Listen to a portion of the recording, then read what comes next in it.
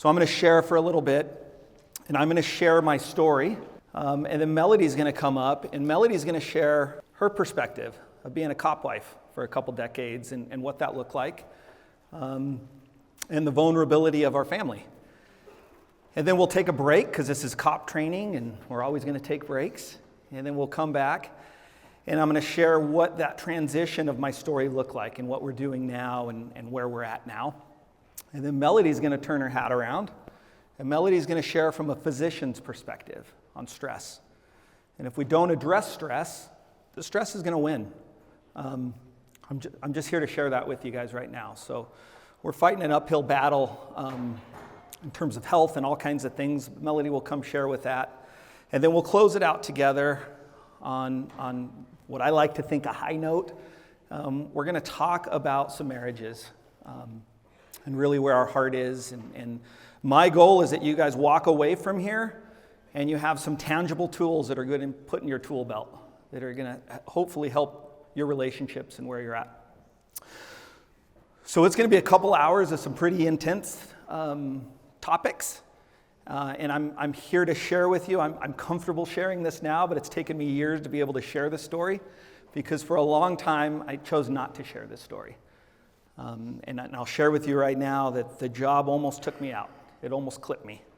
And I'm thankful to stand before you and to share that struggle. In full disclosure, I share that struggle because I have a board that has challenged me to share this story. For a long time, I didn't want to share this story. It was my personal story, and it was nobody's business, but it was my business, and it was one I was not comfortable talking publicly, especially to a crowd like this. I am now. It's not going to be awkward or uncomfortable for you guys. I'm probably not going to turn into Crybaby Jones talking about this story. I'm super comfortable at this point. But I've also have years of recovering on a health journey, and I'm just in a different perspective. So I share all that with you that I might tell some weird jokes. I might do whatever I have to do to kind of change the flow. I requested to turn the lights on because I don't want to talk about this topic in the dark. I prefer to talk about this topic in the light. And again, we're just super excited to be here. And I see some familiar faces. I just saw another couple ones. So again, really cool opportunity. So with that said, we're going to jump right in and share a little bit about why we're here and what this looks like. So I retired out of the Maricopa County Sheriff's Office. I did my last 11 years in our homicide unit. Where are my county guys? I know we got some county guys in here. I will always bleed county brown. You guys are my people. I appreciate the opportunity to share some with you.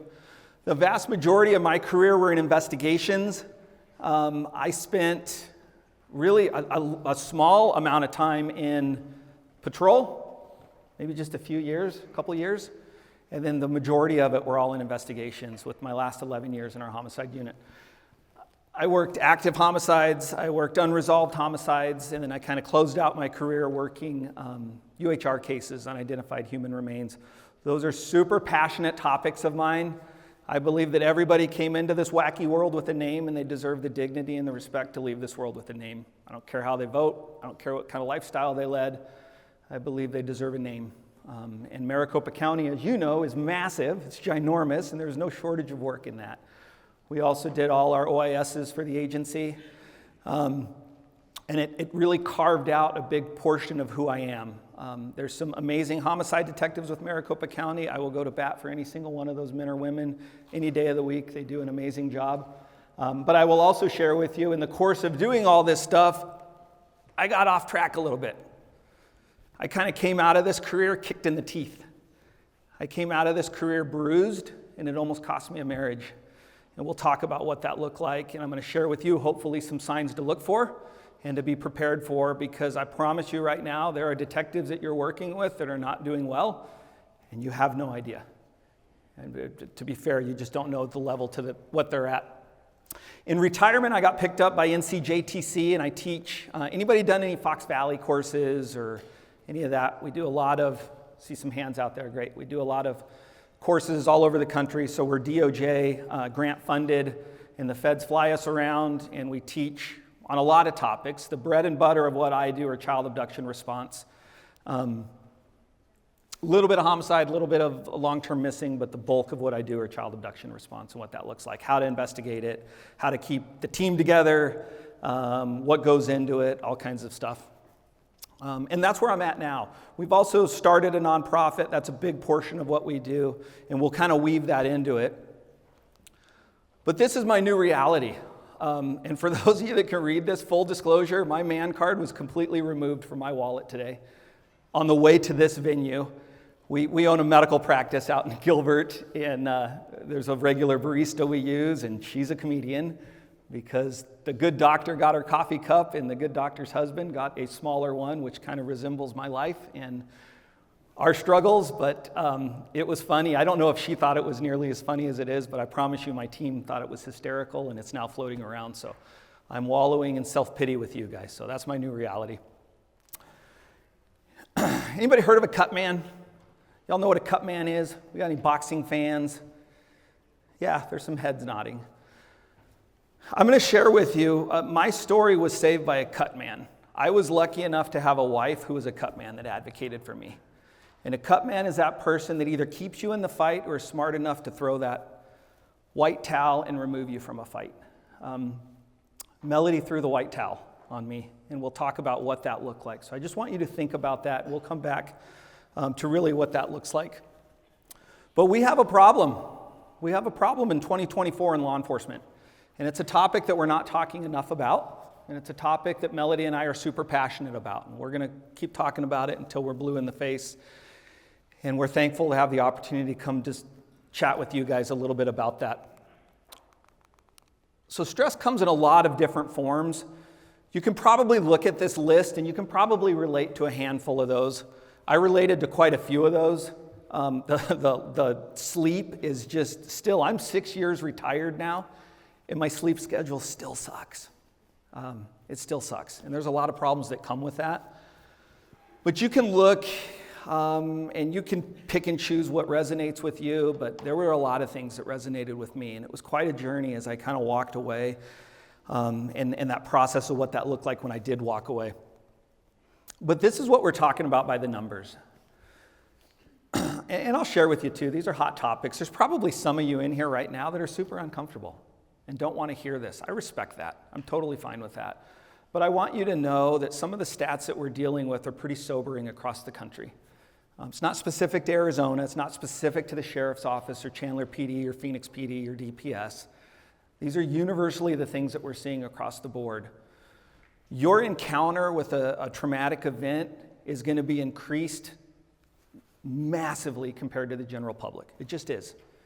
And we have this mentality that it's just part of the job. That's who we are. That's part of the problem, but be aware of that. Our divorce rates are astronomical in the first responder realm.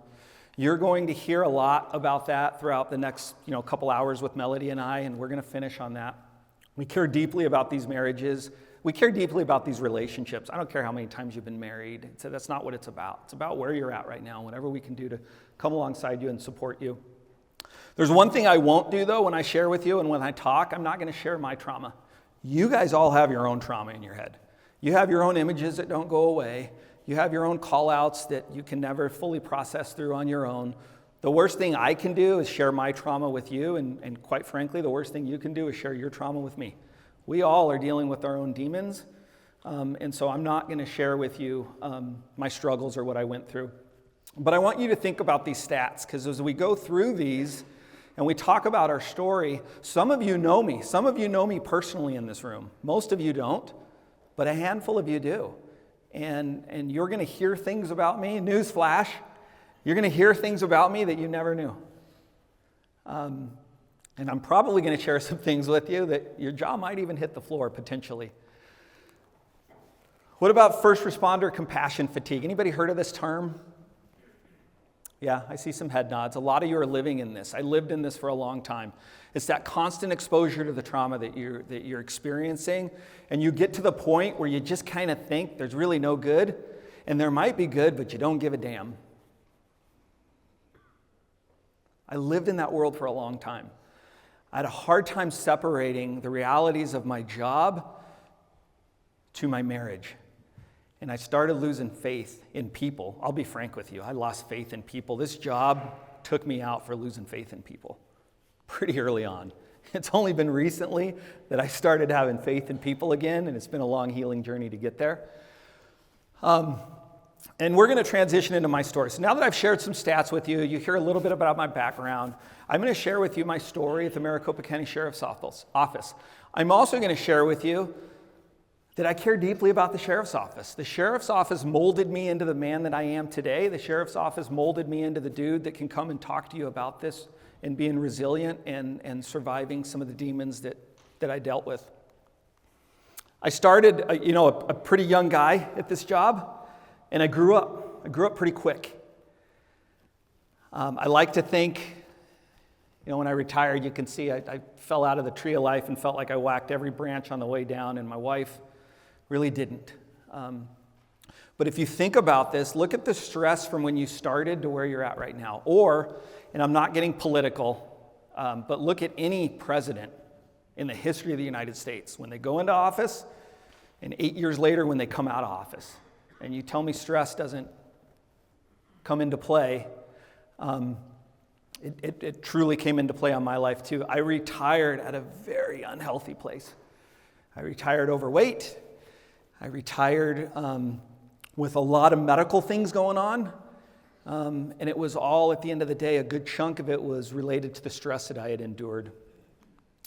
So let's talk about my story. Let's talk about my career. So when I came into law enforcement, I went through the academy in the late 90s.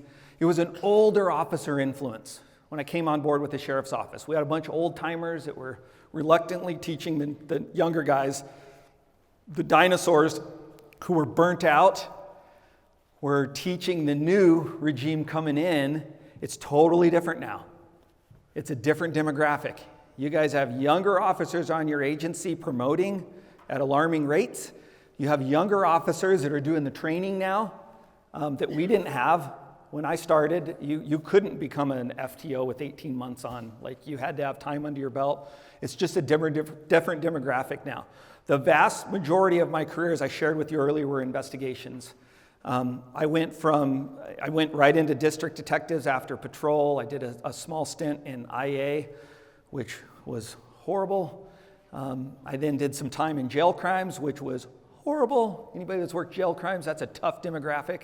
When you got dudes that are locked up all day long, just figuring out ways to manipulate the system and continue to victimize people from within the confines of a cell. It's crazy what these knuckleheads will come up with. That was my world, investigatively. This job impacted my marriage. This job impacted my kids. My kids grew up. Melody and I grew up. Melody and I got married really when I started into law enforcement. She started medical school and I started law enforcement, and our marriage grew up through this. So you talk about two polar examples of career paths, and it's funny because we have adult children. Our daughter just started her graduate program at Arizona State, and our son is graduating from Arizona State with his bachelor's in December, and neither one of them are going into medicine or law enforcement. You can thank both of us for ruining that for our children. And I'm okay with it. I'm totally okay with that. But here's the deal. When I was going through my struggles, nobody knew. And I didn't have the tools to express really fully how I was feeling. And I was scared to share that with my wife because, quite frankly, I didn't want to break her. And I didn't know how to ask for help when I was with the sheriff's office. And here's the reality, I promise you, and I know we've got some leadership in this room, I promise you, and it's taken me years to get here, the leadership of your agency cares deeply about you, contrary to what the demons in your head are telling you. The leadership of your agency cares about you. And if they know that you need help, they're going to offer some assistance. There's ways to get help. There's ways to get help anonymously. We'll share with that. But as I was going through this, nobody really knew what was going on. And I was okay up until the point when I was no longer okay. And I had a diabolical shift, and there was a specific homicide call out I was on. And it was kind of that trigger where I'm like, I'm no longer okay. And I don't know what's going to come out of it. I don't know where I'm going to end up. But I will tell you, out of the course of my career, there was small what I thought were manageable, bite-sized traumatic events. And they happen with you. They start when you're in patrol, and they don't stop when you go into investigations. I can remember as a young deputy, we had another deputy that damn near started his Glock on us in a patrol briefing room at the end of watch. And it started there, and it was just small incremental events that just kind of went on throughout the course of our time, and it was impactful. But here's my story. I got to a point in that homicide unit where I just wasn't seeing good. And some of you can probably relate to that. And I'm not asking for a show of hands, nor do I want a show of hands. You guys know who you are. But I got to a point where I just simply wasn't seeing any good. It was like Groundhog Day in this homicide unit, where we're waking up and we're going to the absolute worst day in the history of this family, and we're starting from scratch. And we're going all over again. And then we'll do these crazy amount of hours, and then we just go back and we start over again, and you just start questioning, is there any good out there? And I had a great group of dudes I was working with, thankfully, but not everybody does. And quite frankly, I had a great marriage. It struggled. It struggled because of me, but I'm thankful that she stuck by my side. Not everybody does, and I respect that. And I know those are hot topics too. But I'm sharing with you that over the course of that career, over the course of those years, it caught me in my tracks. And I'd be lying if I didn't say there were times when I wondered if taking myself out was in the best interest of my family. I was worth a whole lot more money insured, as I was a certified police officer, than I was in retirement. And there were struggles when I really thought, what's in the best interest of my wife and what's in the best interest of my children? And if I take myself out and they get a chunk of change, is that in their best interest? And then I struggled with, will they even get that if it's suicide? And really what caught me in my tracks was my children. I had damaged my wife so much, and I had kicked her to the curb so much in my marriage, that I got to a point where I wasn't even really super concerned with her. I was more concerned with my children and the impact that my decision would have on them and where we would go for that. I started questioning every single damn day, did I do enough? Was I good enough to my kids?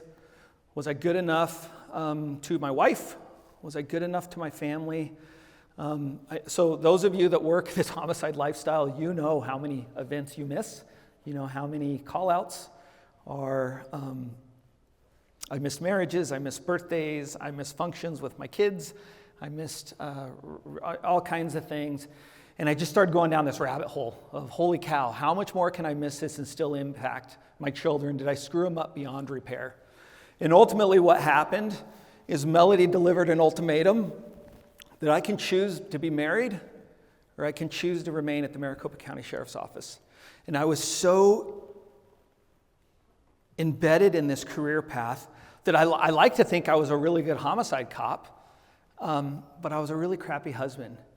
And without Melody making that decision and stopping me in my tracks, and this was one of those conversations where she grabs me and basically says, are you listening to what I'm saying? Because I don't think this is processing.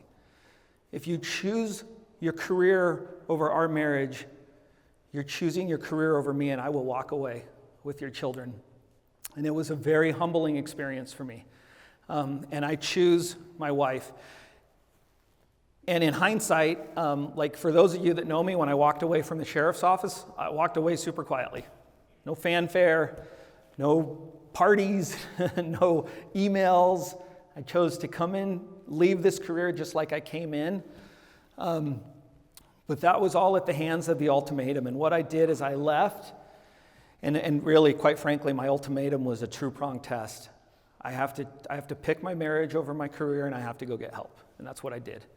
And I went and got help. And I went and got EMDR. Anybody familiar with EMDR or the concepts of EMDR?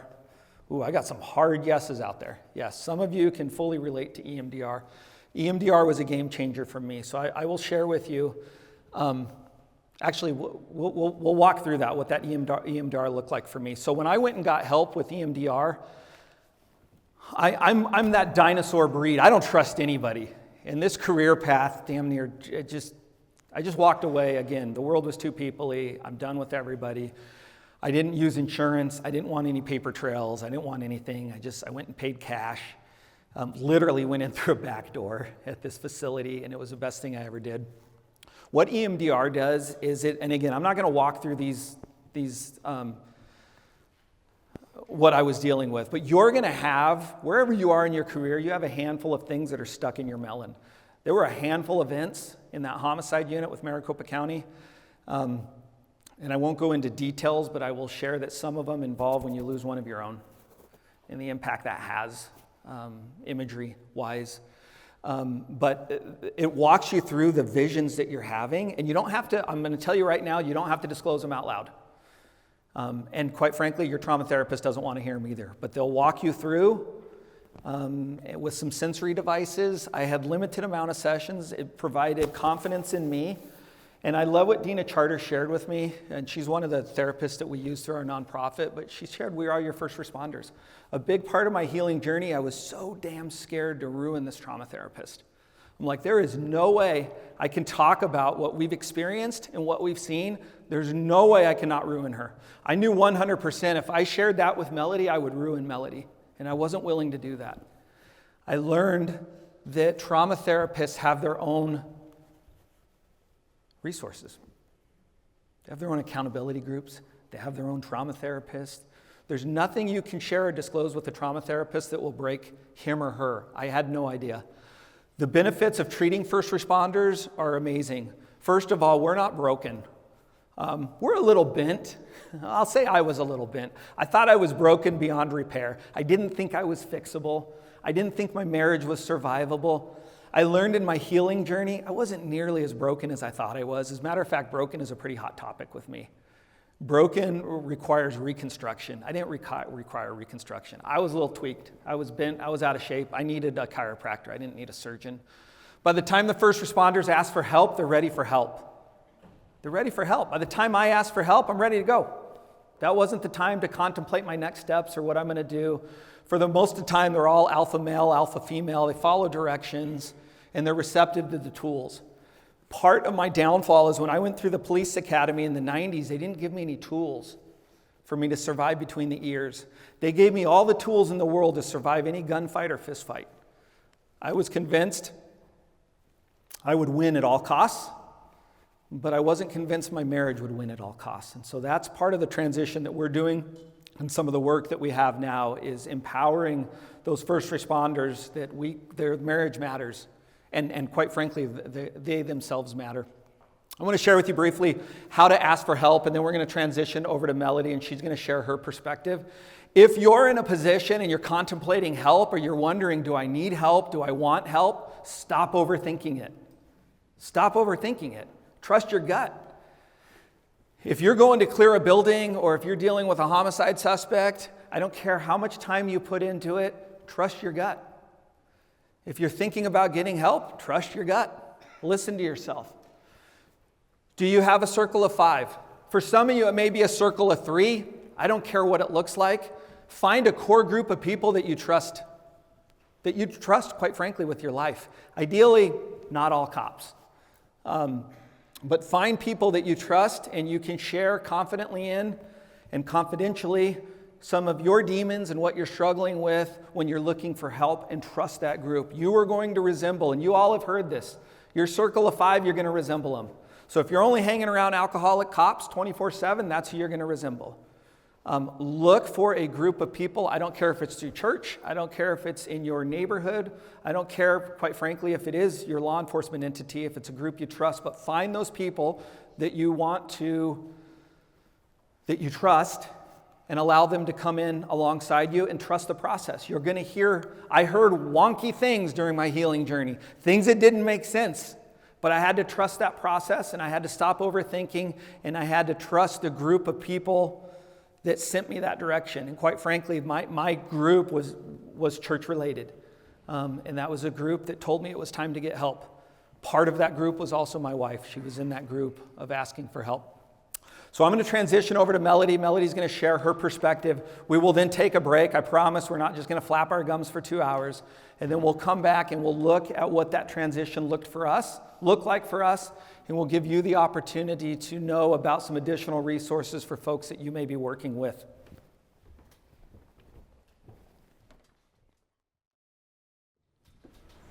Hi.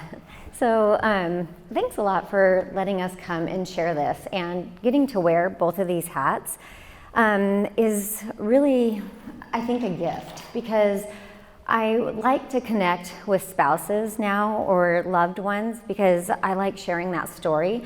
I don't have any military or first responders in my family. And so I really was unprepared to see what this was going to be like, you know, getting married to Tony and knowing what this was going to look like and how to raise our kids in this. Same goes for being a physician. Like, I'm the first physician too. So Tony, you know, trying to figure out, there aren't physicians in his family, trying to figure this out together. And so we have really enjoyed getting to put this platform together. And so my goal here is, one, as I share being a spouse, maybe this will help you talk with your spouse or your partner or your loved ones a little bit more openly. Two, when we move into the other portion, my passion being a physician is helping people heal and live their best life. And so I'm hoping to give you some tools when we do that as well. So as Tony kind of mentioned, we literally got married in the late 90s. And I went off to medical school and he started the police academy. So we already started being two ships passing in the night and being into just awkward hours of studying for me and work for Tony. When you first start, you don't get the best hours, right? When you become, you usually get graves or swing shifts. So we literally were two ships in the night just passing. And busy and stress became our new normal. We kind of literally came home from our honeymoon and it all started. Life literally started. So thank God we had a fun honeymoon that was stress-free. What I saw were, you know, I married a fun-loving, social guy. If any of you know Tony, especially now in retirement, the old Tony is back, and he's a lot of fun. Someone mentioned, you know, his shoes. You know, he loves his shoes, and it's a fun thing. Like, you know, talking about that. Thank you to whoever said they liked my shoes today. So he's the shoe man. But really, what I started to see is a shift. He wasn't the same Tony that I fell in love with. He wasn't the same social, fun-loving family guy. He actually gave me the first ultimatum when we were dating to marry him, because I thought, hey, if I marry you, I'm gonna not become a physician because I'm gonna become this housewife. I don't wanna be a housewife. There's no disrespect to that. I just had a drive of becoming a physician. And he said, I promise you, I'm gonna let you do your dreams. Let's do it together. And so I started seeing that this wasn't happening anymore. Our dreams were not coming to fruition anymore. The world was becoming really people-y. I also saw the family impact. As I mentioned, so when we first were dating, if there was a kid in the room, he was the kid magnet, the baby magnet. Like literally they would run to him, play with him. It was great. And so I thought to myself, he's gonna be a great family man. And what I started to notice is he was pulling away from our kids. He was pulling away from those family events. He wasn't the fun uncle, the fun dad, the fun husband anymore. And as this was starting to happen, I wanted him to get help. So I've been blessed that people trust me, and I would say our first responders have trusted me as a physician because they knew, hey, Tony's wife's a doctor, she understands, like go see her. So guess what, when they're not your spouse, you usually listen. So they would be, hey, you know, I would say, let's send you to a therapist. I know a therapist who's really great at first responders, specifically our Leos. You can use cash. You can use your insurance if you want to, depending on the agency. They have back doors, and let's, you know, go get help. That you shouldn't have seen this. I can't believe that you guys didn't, you know, deconstruct what you just saw. And guess what? Because they weren't married to me, and I was their physician wearing a different hat, they would do that. My husband, on the other hand, was like, no way, no how, I'm not being labeled. So that's kind of what really got us to that ultimatum. So I'm really not a bad person. I was trying to save my husband and my marriage. We'll get really into that. But that was really key, and that's what I'll kind of hit on in a little bit is, you know, every single day you guys are seeing things that normal people don't see, and the further along you get in the career, they stack up. And so I'll tell you, as a physician, when I was a hospitalist, there were certain things that I needed to talk about, and I felt blessed that when there was a code that was really messy, that one of the psych residents, psych teams, we would come down and we would really deconstruct it, go through it, and it just felt good to know that other people were having sadness or anger or just having a hard time processing it. And so you left that going, okay, it's good. I've gotten to talk through it. Well, and I would say for first responders, mostly our Leos, you really don't have that, and I'm going to encourage that to happen for you. And so the difficulty of being married to law enforcement, black and white. I'm in medicine, it's super gray. It's not super black and white. And so that was definitely some difficulty there. His answers were very short. I would say you can generalize this a lot of times. Women, you know, you'll say, hey, how was the wedding? And you will tell them every single detail from who was wearing what, the flowers, the food, all of this. And a guy's answer is, they had a good bar, it was an open bar, and we had fun, you know? And so I'm used to long-winded answers, and I was okay with some short answers, but they were becoming yes, no, or distant. You wouldn't even get an answer. And so I started to notice that. And I would say it was really the last 5 years. So we had this, I can't think of the word I want to use, but what we did every single year was we kind of took an inventory of how our marriage was doing and how his career was doing. And that went for me too, because I had changed my career and my pathway. And what we decided was if things were really changing, we would take a break, we would be open. So I would say about year 5, year 6 into him being a homicide detective, like things were still good. After that, I think a couple of these incidences were happening and he wasn't sleeping at night. I could just kind of really tell some of the changes that were happening. But at that point, he was so deep into it and really loving what he did, it really was it started to just take a toll. And he did become more and more distant. His back was to the wall, and the world was very, very people-y. There was literally not very much good that he would find in society.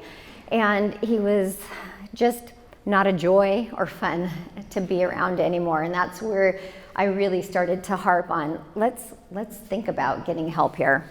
And I would say definitely he was very fearful of being labeled like he was broken, or he'd, be taken out of his homicide squad, or the guys would just kind of make fun of him, and not really understand. With retirement, I would say Tony's very correct in saying there was an ultimatum. We literally had an appointment for him the week that he retired. There was no question of him going to that. It was, you will go to that. And I'm thankful that he did choose to his marriage and his family, because I'm in love with him still. We've been married for 26 years, and the world literally that first week was a little bit less people-y. I'm not saying every story will be the same, but what was beautiful is him literally knowing that this is what was needed and being open to it. And so within that first week, I noticed that there was that hope, that glimmer of hope that I would get Tony back, and was there.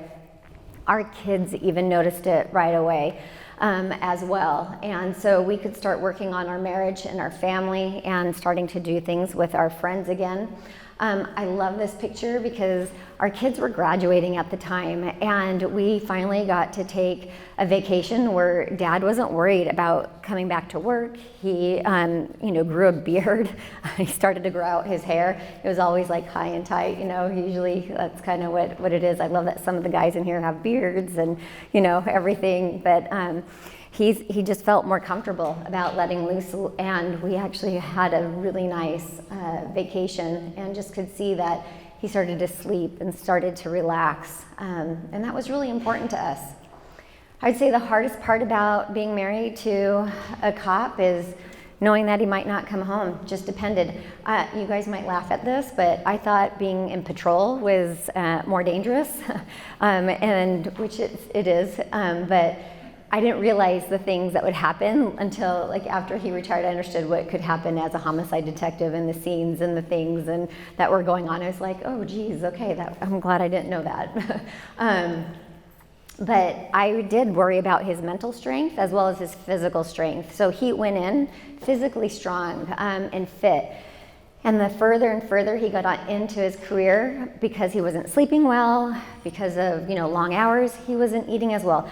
There's a little asterisk at this, you guys. I'm a weight loss physician, and so like I would see what was being delivered to them at scenes to eat or what they were doing. I'm just like, oh my gosh, can I pack you a lunch? And it was just like, oh please don't do that, And so I saw the changes in his physical strength as well.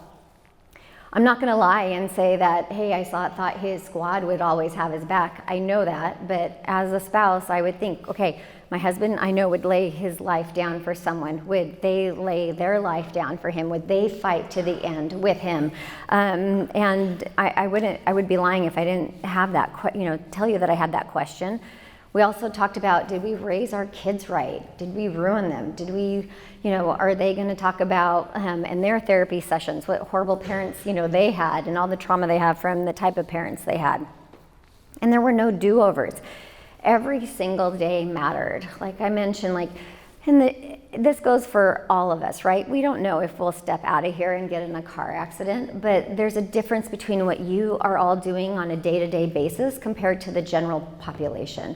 And so there are no do-overs. There are the days that you need to make sure that you hug your loved ones and you fix the problems and you try to live your best life every day, and having those close people with you so that you are stronger every day as well. The best part is the service to your community. Like really, I'm going to tell you up here, thank you so much, especially today. Like think about it. Today is September 11th. I'm so thankful for first responders. I'm thankful for those that will continue to serve their community outside of military. It's so important, and I was very thankful that Tony would do that. Like he wanted to serve his community. He still serves his community, just wearing a different hat. I really appreciated that he did unidentified human remains, and he wanted a John Doe or a Jane Doe to actually have a name instead of being, a John Doe. It was really important to be able to close some of those cases. And I did see the good. I will tell you, whether it was in patrol, as just a regular detective, thank you so much. And I appreciated what he did and his passion for doing that.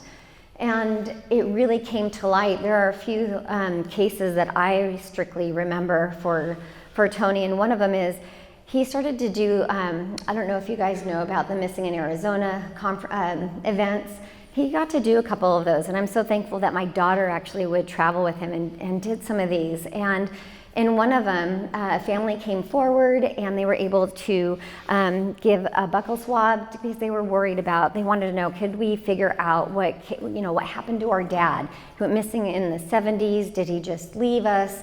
He was a crop worker, and because of being at one of these events and doing this, they were able to get a match and knew that they found out that he passed away in the 70s in California. See, he would follow, the crop work between Arizona and California, and he had succumbed to just the weather and everything, and they were able to have closure. So the fact that families get closure is just a beautiful thing, and I really remember that case vividly.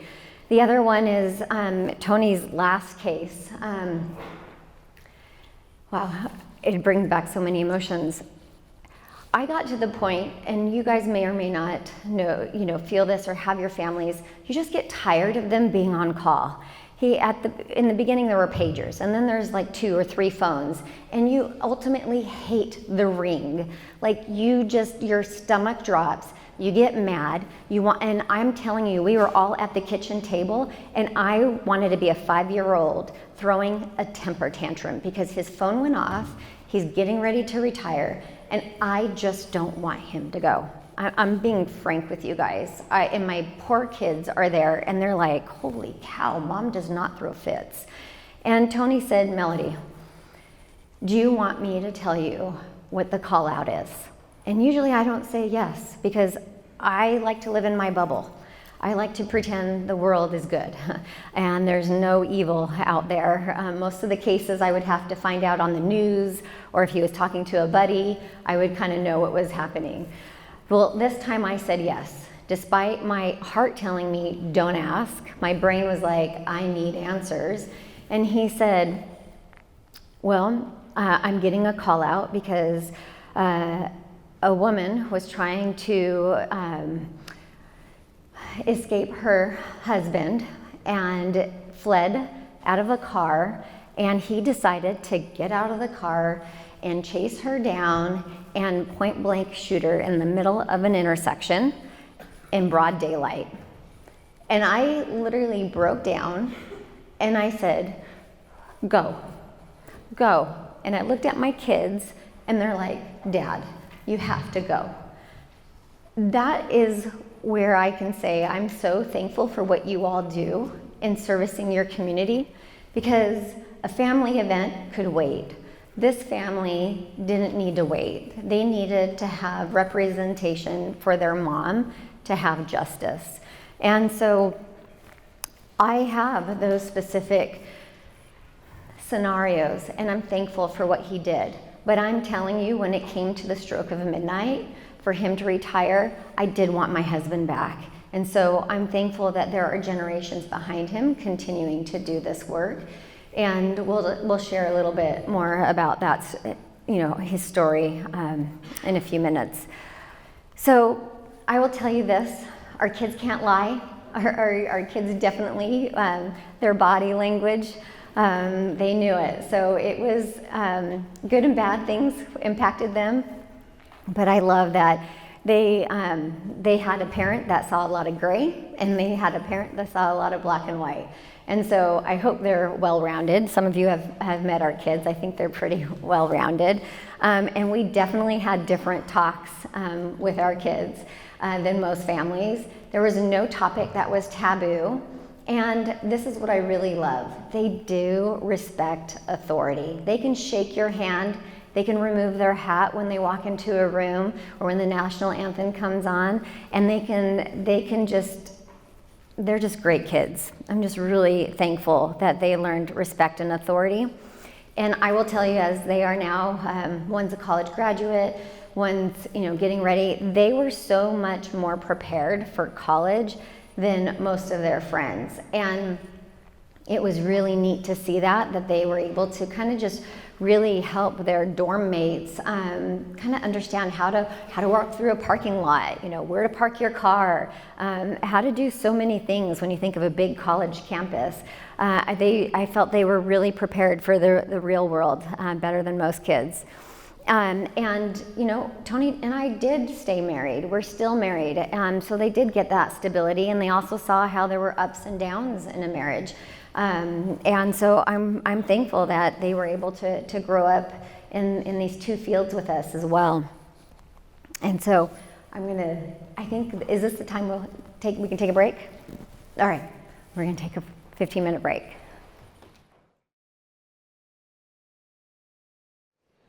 All right, so I'm going to spend some time talking. We shared a little bit kind of what the problem is, and I shared my story. You heard from Melody, and we'll talk about the answer, or what the answer is through our eyes. Melody will come talk about the medical side, and we're going to close it out on a happy note. I know these are sometimes some heavy topics, but we're going to close it out on a happy note. And the goal is to get you out of here on time, because I know you have lunch, and I don't want to be that one dude that takes you past. Although if we took break schedules on Melody's schedule, we'd definitely be going over. All right, so let's jump back into this. So I'll be honest with you, there's a lot of answers. Arizona, y'all are lucky we work in Arizona. We have a Craig Tiger Act here in Arizona. That's super unique.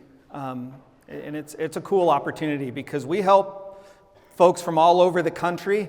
Just in the last 24 hours, we got a request out of Virginia and a request out of Northern Arizona. We get them all over. I never know when our requests for assistance are going to come in, but you guys have access to a Craig Tiger Act, which the rest of the country doesn't. I'm also a big proponent. I don't care how you get help. If you need help, and I'll be the first one to tell you, not every first responder needs help. I needed help. Not everybody needs help. But I advocate for anything. If you want to use insurance, go get help. If you trust your insurance and all that good stuff, if you want to use Craig Tiger Act, if you want to use us, I really don't care. We just want to make sure that you get some help if you in fact need some help. So let's transition through what this answer looked like for us. I will share with you a little bit about our nonprofit, the Compassion Alliance. So this all came to fruition out of my story. So when I was at the darkest place in my life, both personally and professionally, the only hand reaching out for help for me was my wife in my darkest hour. And I thank God every single day that I had her. I also stand before you knowing that there's a lot of destructive marriages in the first responder world, and not everybody has that. And so I'm not going to stand before you and pretend like that's the norm, and I'm just a lucky dude, and I don't take that for granted. I did take it for granted when I was going through it. I no longer take that for granted. So how we operate, what we do, all came out of that story. What is the Compassion Alliance? First of all, we're just a safe place to advocate for first responders. I don't care who you work for. I don't care your position. I don't care what state you're in, any of that. I just care about some struggles that you're going through. We deal with this, thankfully not every single day, but we're dealing with it every single week. There's requests for help from coming in. And it's some men and women that are just in some dark places. And our goal through the Compassion Alliance is just to be a safe place for them, where they can reach out for help and we can validate them and say that you matter to us and connect them with services in their area. What a first responder does is not normal. What you guys do is not normal. What I did for 11 years in a homicide unit is not normal. We get accustomed to that. We also live, and Melody talked about this. Melody, my wife, lives in a very gray world. My world was very black and white. I think black and white keeps us alive. But I'm here to tell you, your marriage is filled with gray. Raising kids is filled with gray. I learned that, and I'm totally comfortable. This may sound totally weird to all of my Leo friends out there. I can comfortably go to dinner at a restaurant and have my back to a door. Comfortably. Took me a lot of time to get there. I've accepted that the vast majority of threats that come through that door aren't dangerous. And if it is a dangerous threat, I can get to my ankle faster and return fire than most knuckleheads coming in to hit a place. But what we do isn't normal, and it morphs our brain into thinking worst case on all these things that are going to happen. The military is addressing wellness in the military. And there's plenty of veterans in here, and you've seen where the military's gone. I believe the military still has some work to do. I believe in first responders, and specifically law enforcement. We're kind of light years behind. I'm thankful for the opportunity to share with you guys here. I'm thankful that we're having these conversations. I will tell you, our friends in the fire departments, they're universally more forward-thinking than law enforcement. Do we have any firefighters with us? Is there anybody wearing two hats? Those double dippers? We occasionally help some folks out that do one career and then they turn around and jump right into the other one. Traditionally, fire departments are more forward-thinking. They go work a PEDS code or a drowning. They're probably going to knock that engine offline, make sure everybody's doing good before they put them back into service. We're just kind of getting started. We have agencies. There are agencies that are much more forward-thinking here in the Valley than other ones. There's some agencies that are pretty archaic. There's a lot that are getting better and better and better about at least just being present for this conversation. It's funny because these conversations, there's some of you in here right now that don't give a damn about what we're talking about. I'm okay with that. I respect that. I was that way for a long time. And then there's some of you, this conversation is piercing to you. And those are the ones we've already talked to on the breaks. There's something we're sharing, we resonate, it comes through. We are going to continue to talk about this topic until there's absolutely no need for it. And these are hot topics. I've got good friends right now that will not come and listen to this topic. They're not going to do it. And I'm okay with that. I don't get butthurt. I don't take it personal. Like I shared earlier, not everybody needs this, but there's enough of us that do need it. And if nothing else, we want to share this with you so that you're just aware for the folks that you work with. Because you know, well, there's two phenomenons in law enforcement. There's those outliers that you know nothing about and you think they're totally fine, and those are the ones that take their life. And you probably worked with people like that. And then there's that group of Leos that you work with that are just kind of on the outskirts. They make comments.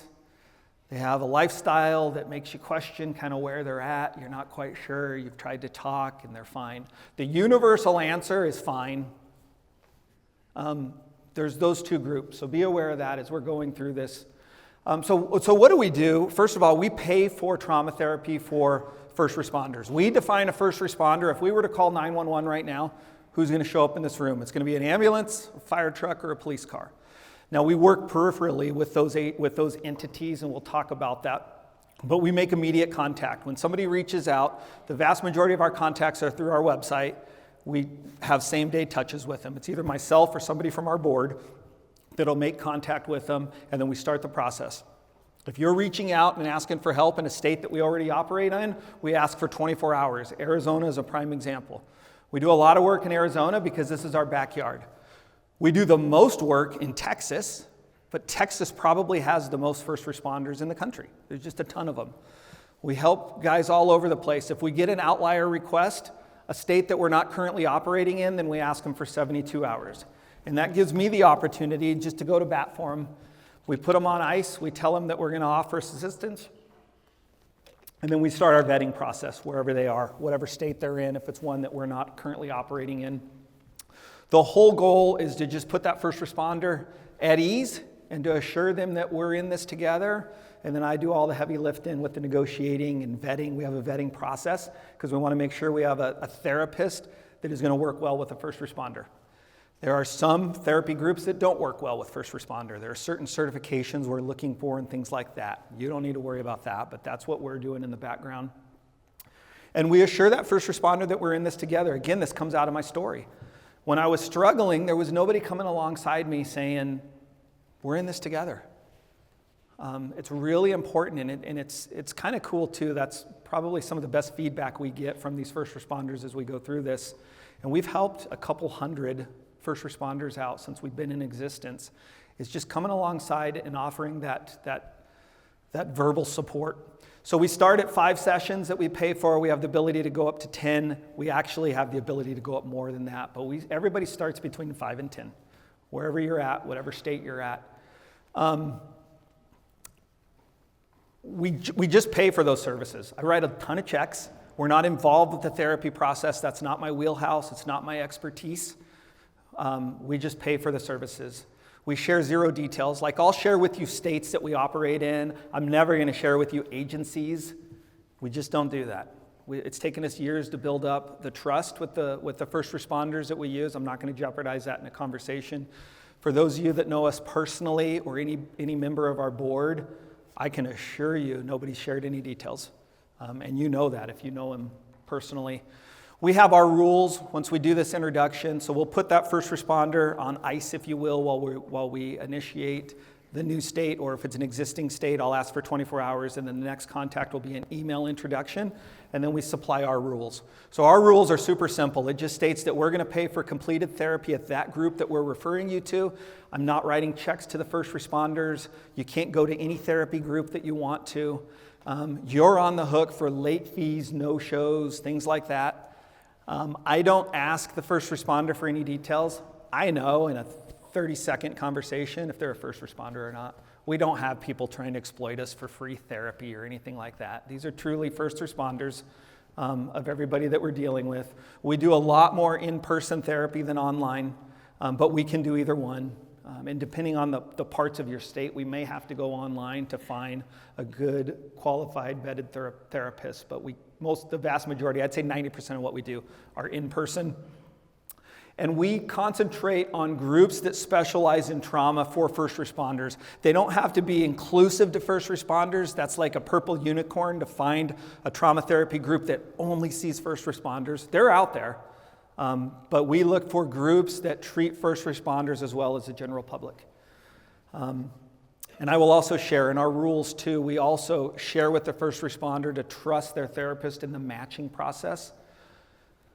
Of the hundreds of people we've helped, I can think maybe on one hand the amount of times where we've had to reassign a first responder to another trauma therapy group. Occasionally it happens. It's not very often. We use our donated funds. Everything that we use is used from our 501c3 status on our donations. We just pour it right back into trauma therapy services. We're not insurance-based. We don't use insurance. We don't even go down that road. I support insurance. If you have insurance, use your insurance. If you want to use your insurance. We're really designed for those people that trust nobody and they want no paper trails or anything like that. Okay, so who do we help? We talked about first responders, police, fire, and EMS, but we go a little further than that. We also include telecommunications. I believe that our telecommunications experts are really our first responders. I've worked many calls where our dispatch is on the call. I can remember as a young deputy, a murder-suicide we went to in Progress, that dispatcher, I'm convinced, kept me alive on our suspect, who I had no doubt was trying to ambush incoming units, and I was the first one on scene. And thank God that dispatcher heard some stuff going on in the background that slowed my response, and the suspect ended up killing himself in front of us, but he didn't kill one of us. And I credit that dispatcher to this day for that. We also help crime scene techs, crime labs. If you're impacted by the day-to-day operations, and I've seen some crime scene techs here in this room, we offer our services to anybody that's affected by the jobs of our first responders. And we can get pretty creative in that answer, and sometimes we have to on a couple incidents that have taken place. But it's really easy for dispatch, crime scene, forensics, things like that. That's not a problem at all. Spouses. These services that we offer to our first responders, we also offer to spouses.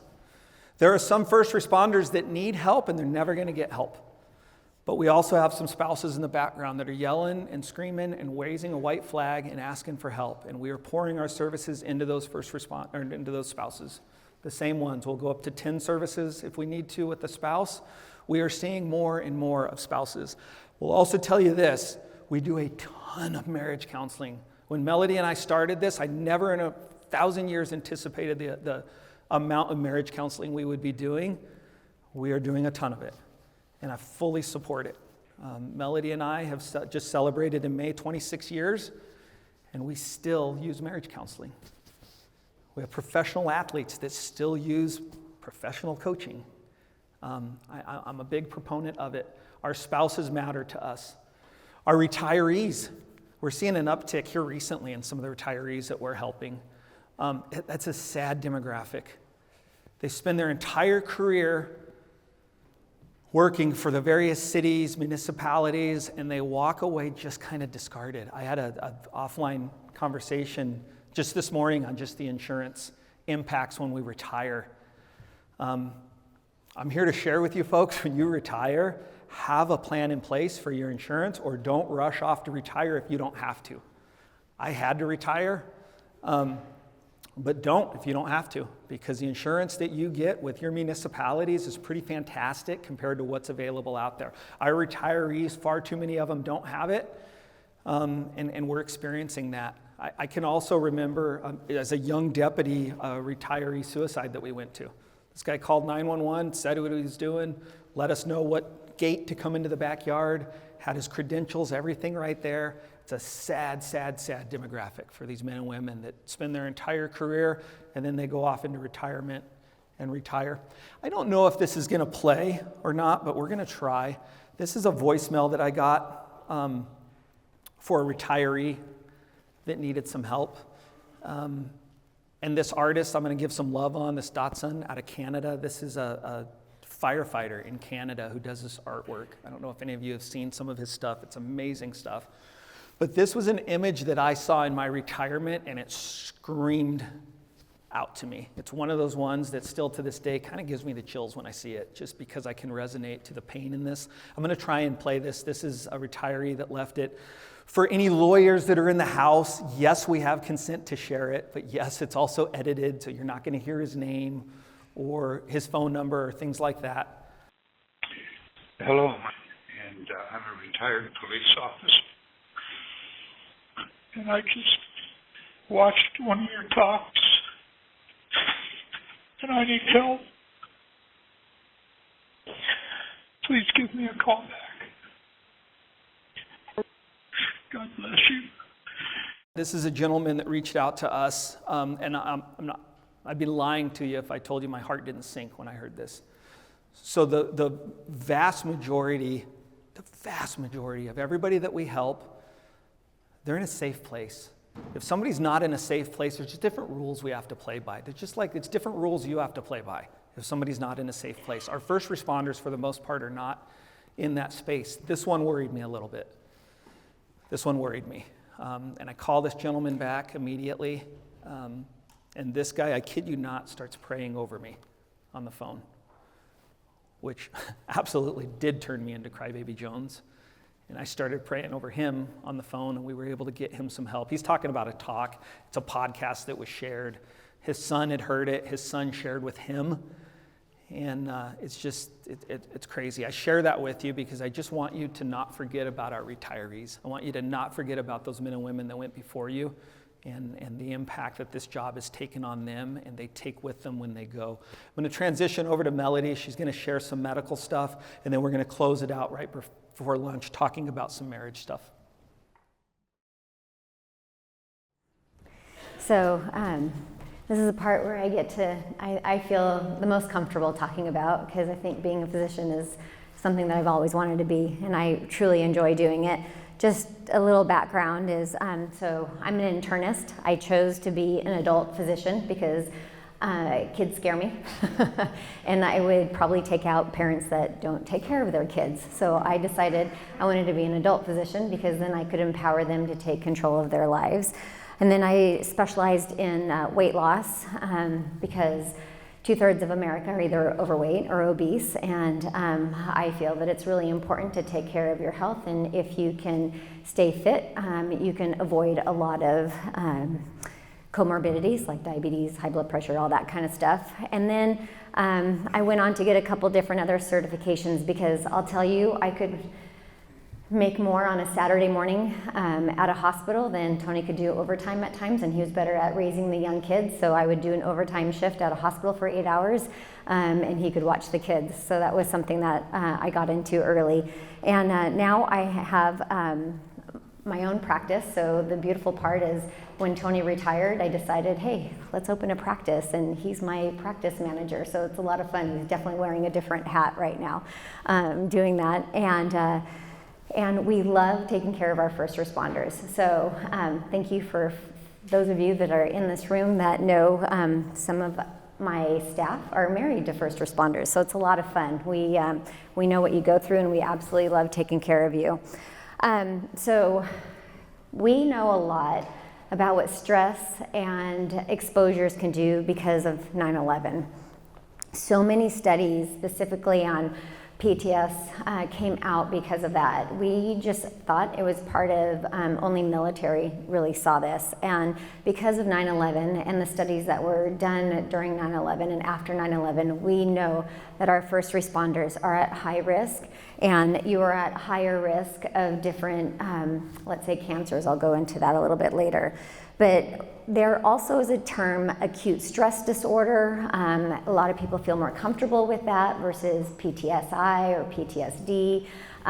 Just know that there's a spectrum of it, and I don't feel like it needs to be a label for anyone. And so there's this kind of statement: 1 in 3 first responders develop PTS versus 1 in 5 in the general population. I just think about what you're going to be seeing day to day compared to the general population. And the prevalence is huge, and it's it depends on where you work, what state you work, what position you're in. So that's why that number up there is so huge, between 6 and 34%. And it just happens to be just because of the type of job that you will have, versus 4% in the general population. And then this should really not be a surprise, 90% of first responders will have a traumatic event in their first year that they're there. And it's not to say that it's going to stick with them, but it might, because it was their first one. And so it's something to think about, and especially when you know that there's a newbie in your squad or in your agency, to kind of just talk about it. So there's a lot of occupational discrepancies, and it just depends, again, on the position that you do and how your career goes. And what you encounter on a daily basis is not normal. Pulling people over is not normal. Wondering, who you're pulling over, what you're pulling over, a crime scene that you're going to, it's just not normal. Like, me going to work is normal. I know I'm going to be seeing blood pressure, and heart disease and all that. That's normal bread and butter. I'm not worried about it. But you literally have to have your guard up every single day with every single incident. And so there's high levels of daily stress. And then you throw in shift work. I mean, do you have a day shift? Do you have a swing shift? Do you have graves? And then your call schedule. Like, in homicide, the first 48 hours, the first 72 hours really makes a difference. Tony and I would say, when people go, oh, what's his job like? I'm like, watch first 48. It's a little bit of a good, section to kind of tell you that this is why it's so important, during a call out. And then you are witnessing or experiencing violent events, like day to day. It's like literally Groundhog Day. So it's not normal. There's that constant threat of being attacked, wounded, or even killed. I know that our firefighter friends, they will go grocery shopping, or they will go eat at a restaurant in uniform and get to high five, shake hands, kiss babies. It's good to go. You go in with your police uniform, you don't know if you're going to get, the right food, if it's going to be tainted, if it's spit on, if it, who doesn't like you, if they're going to ask you to leave because you have a gun on your hip.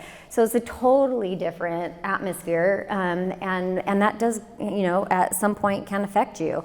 And then the fact of, you're also being exposed to the same thing as our firefighter friends, but at a higher rate of, you might be the first to the scene and go into the burning building, while you're not waiting for them to arrive. Same with fires and drownings. So just day to day, you're gonna be witnessing things and being a part of things that are truly not normal for the general population. And then those of you who go into administration, that's a whole different beast. Now with IA or just administration, that level of stress and documentation is so different. And so you're trying to do your job, then you're having to herd cats or lead cats, and it can be really rough at times. So shift work and extended hours really can create a stressful environment as well. And so the biggest thing that I see, and the biggest thing I saw in Tony, was this sleep issue. Because when you're always on call, you're kind of wondering, when do I get to sleep? And if I fall asleep, if I get into sound sleep, am I gonna wake up if my phone goes off and be ready to go? So you start into this cycle of not feeling like you can get into that restive, restorative sleep. And that can cause a lot of health issues. Not only just, if you have a different shift like swing shift or graves, day shift will also have sleep disruptions. And that can lead to excessive fatigue. And will you do your job correctly if you're that fatigued? How is your body going to function? It's going to impair your alertness if you're tired, if you're exhausted. Your conversations are going to be different. Your, 0 to 10 on the scale of how mad, angry, sad you can be, is going to make a difference with how tired you are.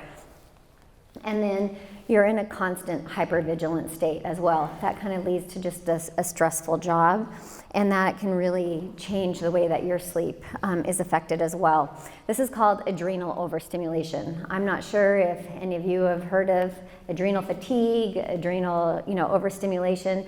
You have these adrenal glands that sit on top of your kidneys, and they produce a stress hormone called cortisol. A little bit is good. Our bodies need to know what to do in order to for inflammation, to have cell signaling, but overstimulation and over a number of years, that's bad. That's where we start having issues. Let's kind of dive into sleep disorders a little bit more. You are twice as likely to have a sleep disorder than the general public. And again, it's just going to those crazy work hours and stress levels that you deal with. And it's likely to go undiagnosed and treated because it's part of the job. And most of you are like, when I retire, I can sleep, right? Or maybe when I go on vacation, I'll sleep. And then you barely do sleep when you're on vacation because you're trying to relax. And by the time you come home from vacation, you finally get to sleep and now you're back at work. And sleep apnea is the most common. So those of you who are snoring, waking up with a headache, having continued fatigue during the day, that can be sleep apnea. The most common thing that comes, that's discussed is insomnia. Like, I'm just not sleeping well. So you might not even think that you're snoring, or you kind of are like, I fall asleep in the chair and then I go to bed. My wife's already asleep, or my partner, so I have no clue if I'm snoring. So some of you guys wake yourself up from snoring and you're like, oh, that's me. Maybe I need to go get this checked out. But shift work disorder is actually a diagnosis that we treat. And all of these, or any of these, can be linked with physical and mental issues that can come with them. And really the key part why we want to talk about this is this can lead to performance issues. You need to have your A game on every single day. And so we do want to talk about sleep because it can lead to issues like heart disease and high blood pressure and more than just being cranky if you don't get enough sleep. So what does, I love this slide, it's from Harvard Medical School, and they're talking about what chronic sleep issues can do. The majority of us, we are afraid of the big C word, cancer. And guess what? Lack of sleep can put you at more risk for either breast or prostate or colorectal cancer. So we do want to take note of how our sleep is. But when you have lack of sleep, you also decrease your immune system, and that can lead to more infections. So those of you in the room, if you're like, oh my gosh, I always have a cold, I always get whatever virus my kids bring home. Well, we want to start reducing the stress that you're under and help you get better sleep, because then your immune system is going to function a little bit better.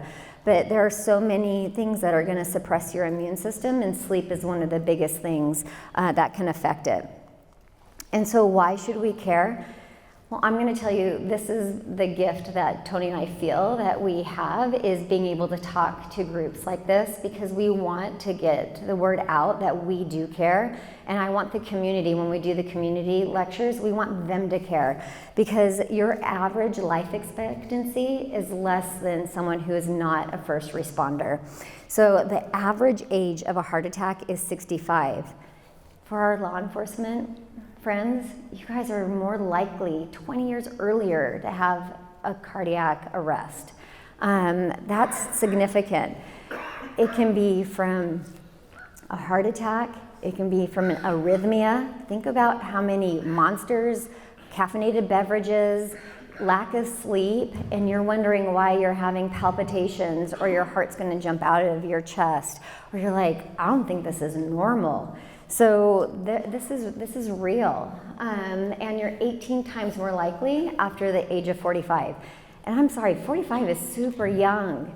This should not be happening in our 40s and 50s, and so we do want to care about this. The life expectancy average is 79. For our Leo, 57. And I kind of threw this stat in here. 55% of firefighters' line of duty deaths, they're due to stress, overexertion, MIs, and stroke. So we just have more stats on them because post 9/11, there were a ton of more studies versus our Leo friends. But I like to kind of clump them together because the amount of stress is there, and so we can kind of talk about this together. And so there's a higher risk of cardiovascular disease, depression, cancer, and of course I just talked about immune system dysregulation as well. So let's kind of talk about this. Cancer is the most dangerous threat to a firefighter's health and safety. And I want to say it's to all of our first responders, just because of the sheer amount of carcinogens that you are in contact with on a daily basis, as well as if we go back to just sleep and lifestyle. And so you can kind of read these up here. I love that the World Health Organization labeled sleep deprivation as a carcinogen. So what the fancy word for carcinogen is cancer-causing exposure. That's what it means up there. And then 70% of our line of duty deaths secondary to cancers. And so fire has it right because they have to do these like yearly testing and all that, but law enforcement is a little behind, and I wish that they would do more of this testing so we can catch cancers earlier, because you're at more risk for earlier cancer development than our general public. So that's my word of advice in here. You guys talk with your doctors, your healthcare providers, get tested earlier than later for certain diseases.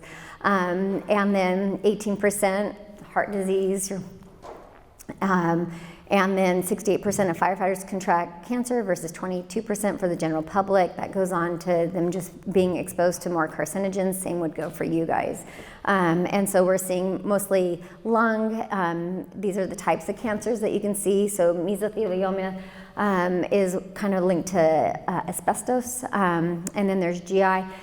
The GI is more along the lines of what your food intake is, as well as carcinogens. So those of you who eat a lot of processed foods, processed meats, because you're on the run, so you're grabbing a hot dog, a hamburger, deli meats, that's just putting you at a higher risk for those colorectal cancers. And then we start seeing a lot of kidney cancers and kidney diseases secondary to kind of high blood pressure issues.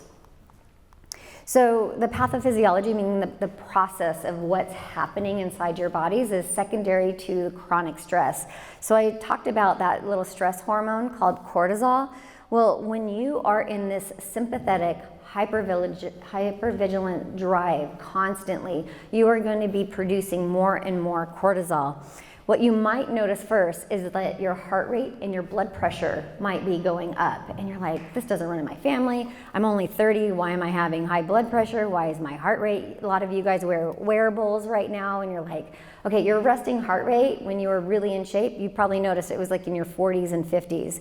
The older you get, the more stress you're in, you're like, geez, I never get below 80 or 90 now. And I'm like dipping into I won't dip below 100. That's an issue. That is not normal. And so with chronic stress, you're going to see those go up. That cortisol level, like I mentioned, is up. Well, that leads to insulin resistance. So some of you might be thinking, oh, it's my beer belly. It's more than just a beer belly. Insulin resistance, when you start seeing that middle section getting bigger, and it's not supposed to be getting bigger, it's releasing these hormones that are going to make your blood more sticky. That's not a good thing. And when you kind of start having this visceral fat and this inflammation, you're going to start forming plaques. And depending on where the plaque is forming in those arteries, they can become a little disrupted. And when they become disrupted because your blood pressure and your heart rate's not controlled, or your sleep is not happening to help reset it, you're going to end up with it breaking off, and you have a heart attack or a stroke. And that's really why we care about this, and we want to reduce all of the risk factors that can lead to an earlier cardiovascular event. So with post-traumatic stress, again, it can be acute stress disorder, post-traumatic stress disorder, post-traumatic stress, it can be emotional and physical symptoms. So you guys, the majority of you, type 8, you're not going to come in and say, I have PTSD or PTSI, I had an incident. You're going to be like, I'm not sleeping. I am having headaches. My blood pressure is up. There are so many different things that are the chief complaint. before you kind of put 2 and 2 together. You may come in with it, but majority of the time, you're going to tell me some of these other symptoms that are going on and want it fixed because someone's bugging you about it, or maybe you're like, this is not normal. Like, what do I do about this?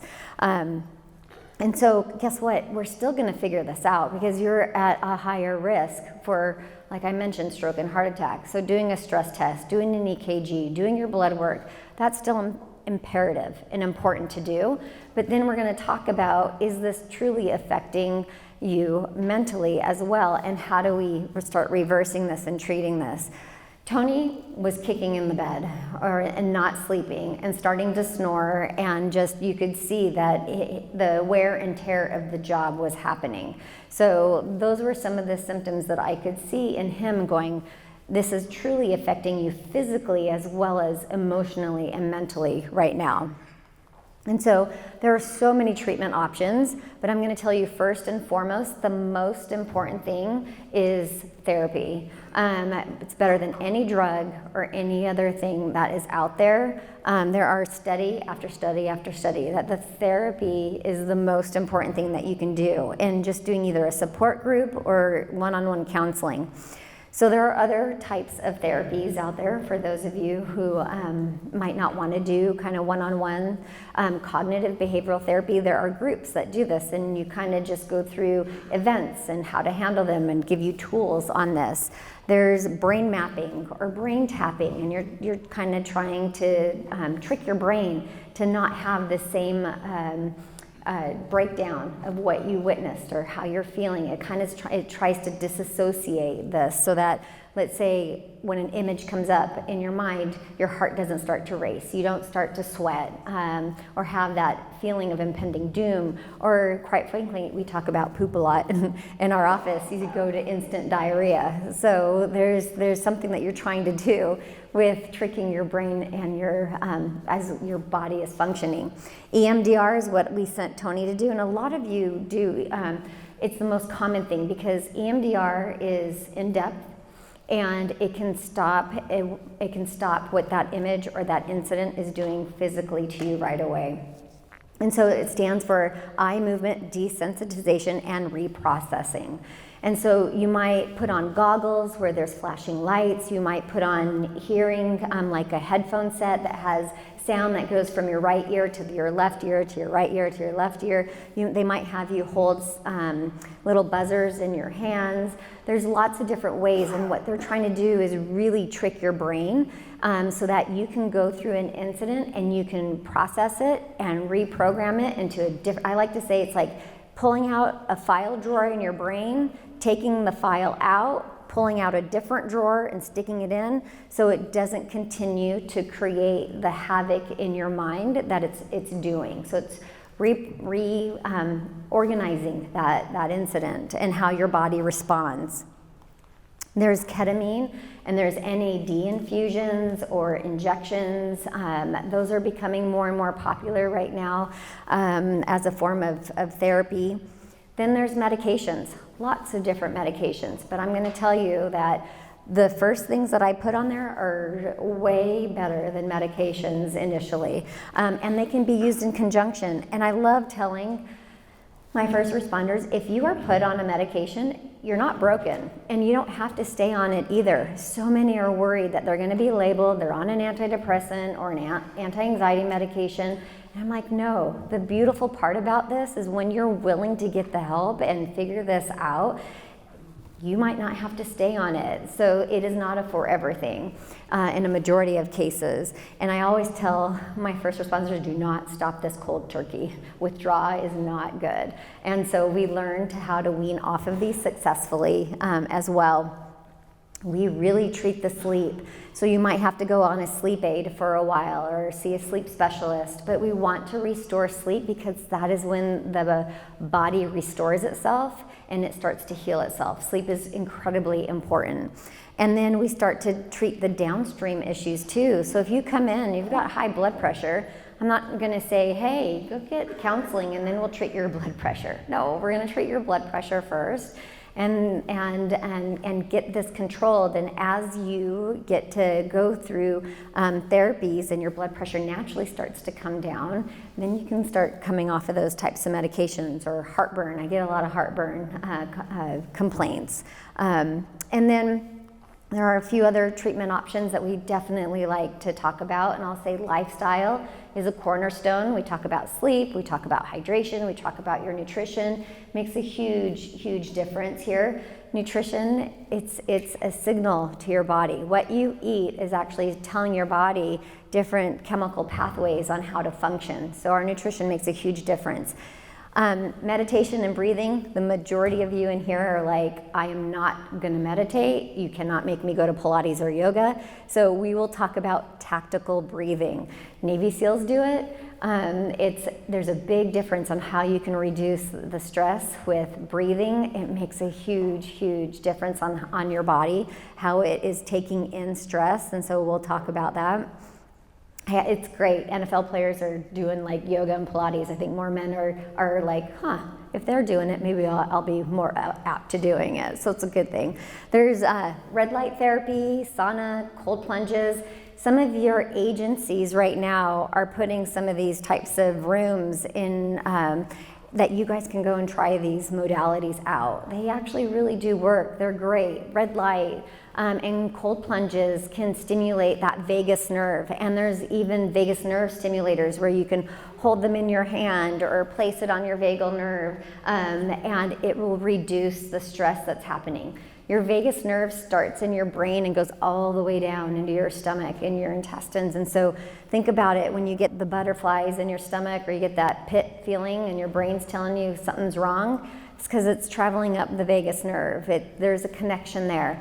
And so when you do some of these modalities, you're being able to calm that vagus nerve down, and that will bring your blood pressure and your heart rate down and allow you to kind of take control of the situation. And then there's acupuncture. The beautiful part is it's being covered now by the VA for a lot of PTSD, and so more insurances are allowing it for treatments as well. And so those of you who don't love needles, it doesn't really hurt. They're really small. They can even just tape them to you at first until you're kind of used to it, and then they'll start treating you in their traditional modalities. But there's kinds where they can kind of put them around your ear, and you can be in a group session as well as individual sessions. But acupuncture is really great as well. And then there's different types of supplements that can reduce oxidative stress, support the cellular function. And then this is really key, replacing deficiencies.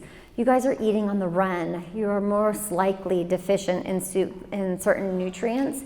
And so getting this tested and then replaced is really important, because let's say B vitamins, omegas, like those are really key to helping reduce stress, like anxiety, depression, help your joints as we get older, So we talk about this a lot, and I hope that you guys look for these types of providers that can do this type of testing as well, just to keep you healthy, not only between the ears, but your whole body and how you function.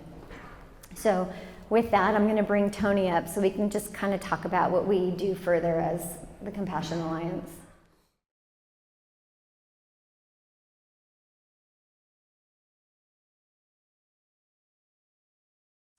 So one of the things that we've started doing, and we're going to finish on this, is we've partnered with just an amazing organization, Stronger Families, who do first responder couples retreats. And we've been blessed enough to take couples, the last few, and they do these all over the country. If this is something that resonates with you, I want you to reach out, because we're always looking for couples that we can come alongside and financially support to get them to a retreat. It doesn't have to be broken couples. It doesn't have to be struggling. We're in a great spot, and we still go. I think they're just absolutely amazing. So before I close this out, we're going to just share some tips on a healthy marriage and what that's going to look like. But I want to have some fun. We can do this, people, even though it's almost lunch. I want to know who the longest married first responder is in the room. If you've been married for 20 years or greater, raise your hand. Outstanding. If you've been married, and keep your hands up. If you've been married 25 years or longer, keep that hand up and everybody else drop. Okay, 30 years. Outstanding. 35 years. We're down to 2, 3, 40. You're our winner. Outstanding. Congrats to you, buddy. Do you want to grab a shirt? We've got a shirt for you. So you're our winner chicken dinner. Let's go to the opposite side of that. Who is our freshest married couple in here? Who are newlyweds? Anybody been married less than a year? Okay, let's start at 5 years. Who are our 5-year married? 1?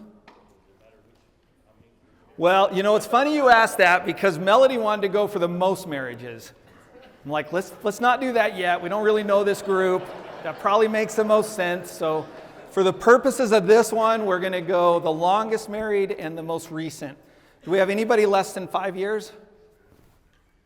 Okay, less than 3 years.